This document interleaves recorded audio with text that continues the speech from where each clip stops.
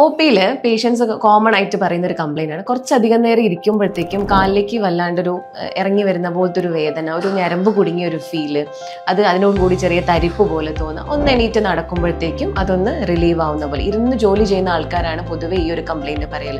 IT ഫീൽഡിലുള്ള ആൾക്കാർ അല്ലെങ്കിൽ drivers ഒക്കെ കൂടുതൽ അങ്ങനെ ഒരു കംപ്ലൈൻറ്റ് പറയുന്നത് കേട്ടിട്ടുണ്ട്.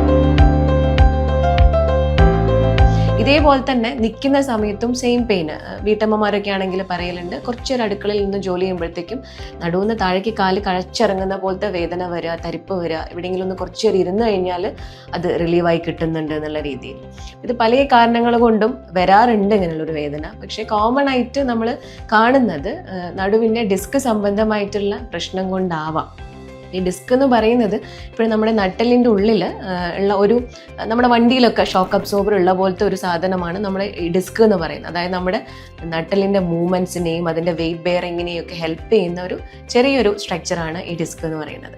അപ്പോൾ ഈ ഡിസ്കിന് വരുന്ന കംപ്ലയിൻറ്റ്സ്, അതിന് വരുന്ന ബൾജിങ് കൊണ്ട് ഞരമ്പിന് ഇറിറ്റേഷൻ വരുന്ന സമയത്താവാം നമുക്ക് ഈ പറയുന്ന പോലെയുള്ള വേദനകൾ വരുന്നത്. നമ്മൾ വളരെയധികം ശ്രദ്ധിക്കേണ്ട ഒരു കണ്ടീഷനാണ്. കൃത്യമായിട്ട് അതിൻ്റെ പരിശോധനകളും ട്രീറ്റ്മെൻറ്റും നടത്തേണ്ട ഒരു കാര്യം തന്നെയാണത്. അപ്പോൾ ഇങ്ങനെ ഒരു കംപ്ലൈൻറ്റ് പറയുമ്പോൾ പൊതുവെ ആൾക്കാർ ചെയ്യുന്നത് തൽക്കാലത്തേക്ക് എന്തെങ്കിലും ഒരു മരുന്ന് കഴിച്ച് താൽക്കാലികമായി ആ വേദന അങ്ങോട്ട് ശമിപ്പിക്കുക എന്നുള്ള രീതിയിലാണ്. പക്ഷേ അതല്ല നമ്മൾ ചെയ്യണത്. നമ്മൾ ചെയ്യുന്നത് കറക്റ്റ് ഒരു മിസ്റ്റേക്കാണ്.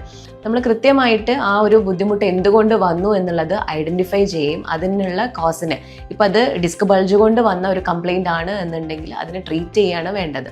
അതിന് പലതരത്തിലുള്ള ട്രീറ്റ്മെൻറ്റ് ഓപ്ഷൻസ് അവൈലബിൾ ആണ്.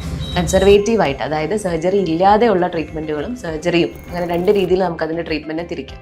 അപ്പം വളരെ ചുരുങ്ങിയ കേസുകളിൽ മാത്രമാണ് സർജറിയിലേക്ക് അത് പോകേണ്ടി വരിക. ബാക്കിയൊക്കെ നമുക്ക് കൺസർവേറ്റീവായിട്ട് തന്നെ ട്രീറ്റ്മെൻറ്റ് ചെയ്ത് അതിൻ്റെ ഒരു വേർസ്റ്റ് കേസസ്, അതായത് നമ്മുടെ കാലിലേക്കുള്ള മസിൽസിന് വീക്ക്നെസ് വരിക, ഫുഡ് ഡ്രോപ്പ് എന്ന് പറയുന്ന കണ്ടീഷൻ, അല്ലെങ്കിൽ നമുക്ക് ബവൽ ബ്ലാഡർ കൺട്രോൾ നഷ്ടപ്പെടുക, അതായത് മൂത്രമൊന്നും അറിയാതെ പോവുക, അങ്ങനെയുള്ള കണ്ടീഷൻസിലേക്കൊക്കെ പോകുന്നത് തടയാനായിട്ട് സാധിക്കും. അപ്പോൾ അതിൻ്റെ ഒരു പ്രധാനപ്പെട്ട കാര്യം കൃത്യമായിട്ടുള്ള പരിശോധനകൾ നടത്തുക, കൃത്യമായിട്ട് അതിൻ്റെ കോസ് ഐഡൻറ്റിഫൈ ചെയ്ത ശേഷം ട്രീറ്റ്മെൻറ്റ് സ്വീകരിക്കുക.